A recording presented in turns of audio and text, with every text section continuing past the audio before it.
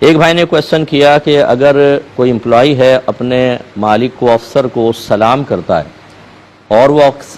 افسر جو ہے وہ سلام کا جواب اکثر نہیں دیتا بلکہ بس ڈائریکٹ اپنے کام کی بات کی طرف آ جاتا ہے، تو کیا ہم اس کو سلام کریں یا نہ کریں؟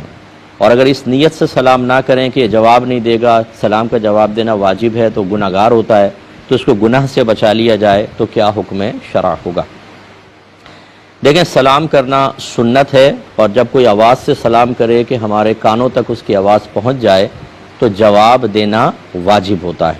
گویا کہ آپ سلام کر رہے ہیں تو اس کو جواب دینا واجب ہے اگر وہ مسلمان ہے، اور نہیں دے رہا تو یقیناً گناہ گار ہو رہا ہے۔ لیکن کسی کے اگر کوئی شخص جہالت میں مبتلا ہے یا غفلت میں مبتلا ہے یا کوتاہی کر رہا ہے،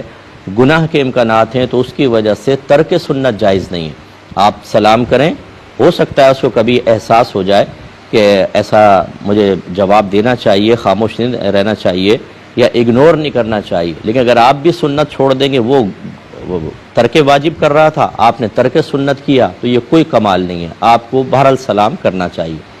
اور اگر ممکن ہو کسی ان نون نمبر سے، کسی دوست وغیرہ سے اگر اس کا نمبر معلوم ہے تو یہ مسئلہ اس کو میسج کر دیں، واٹس ایپ کر دیں کہ سلام کا جواب دینا واجب ہے، اور کوئی جزوی وغیرہ ڈال دیں کوئی فقہی کتاب سے، اس تک پہنچا دیں کہ ہو سکتا ہے اس کو پھر احساس ہو جائے اور وہ آئندہ جواب دینا شروع کرے۔